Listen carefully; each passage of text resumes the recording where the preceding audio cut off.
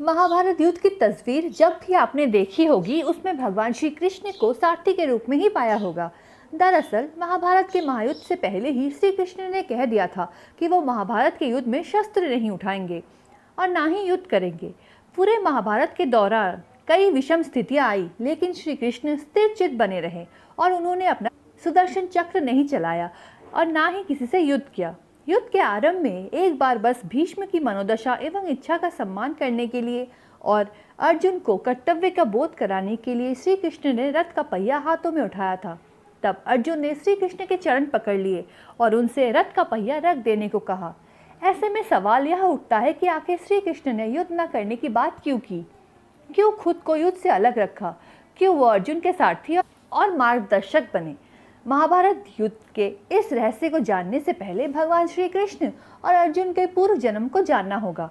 पौराणिक कथाओं के अनुसार भगवान श्री कृष्ण पूर्व जन्म में नारायण थे, जबकि अर्जुन नर, जिन्होंने बद्रिकाश्रम यानी बद्रीनाथ में नर और नारायण पर्वत पर तपस्या की थी। नारायण और नर दोनों ही भगवान विष्णु के अंश से ही उत्पन्न हुए थे, क्योंकि उस समय सूर्य भगवान के एक असुर भक्त दंभोदभव ने सूर्यदेव की तपस्या करके उनसे 1000 कवच का वरदान मांग लिया था। इस कवच के साथ यह भी शर्त थी कि 1000 साल तपस्या के बाद ही कोई इस कवच को तोड़ सकता है और जो भी इसे तोड़ता वह स्वयं मर जाता। इस वरदान को पाकर दंभोदभव अपने आप को अमर मान बैठता है और देवता और मनुष्य पर अत्याचार कर रहा था।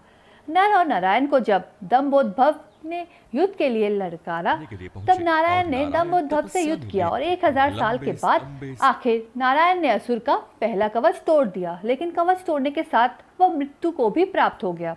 तब नर ने उन्हें महामृत्युंजय मंत्र से जीवित कर दिया और दंभोदभव से युद्ध करना आरंभ किया। यह युद्ध भी 1000 साल चलता रहा और नर ने असुर का दूसरा कवच तोड़ दिया। इस बीच नारायण ने 1 साल की तपस्या पूरी कर ली और दंभोदभव से युद्ध करने लगे।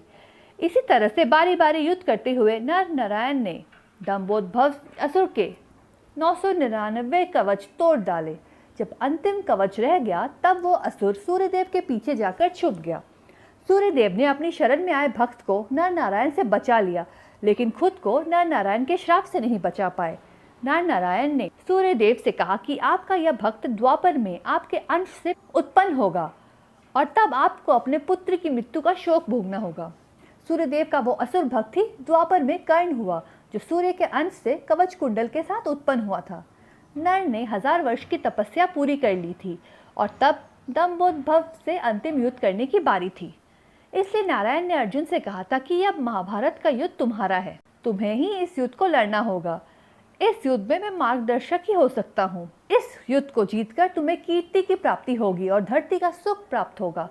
तुम अपना युद्ध नहीं लड़ोगे तो मैं भी तुम्हारी मदद नहीं कर पाऊंगा, क्योंकि कर्ण का वध तो केवल अर्जुन ही कर सकते हैं।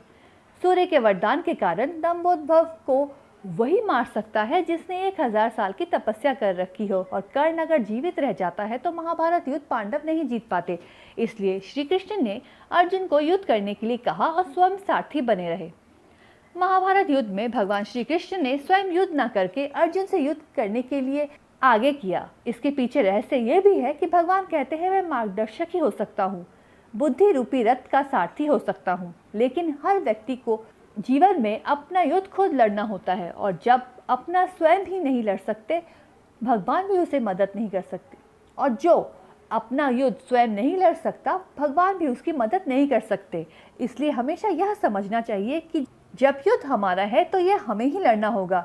ईश्वर हमारे बदले आकर युद्ध नहीं लड़ेंगे। अगर सत्य की लड़ाई लड़ोगे तो ईश्वर सारथी बनेंगे, और अगर असत्य की ओर युद्ध करोगे तो वो आपके सारथी भी नहीं बनेंगे, और उस स्थिति में कौरवों की तरह विनाश होना तय है।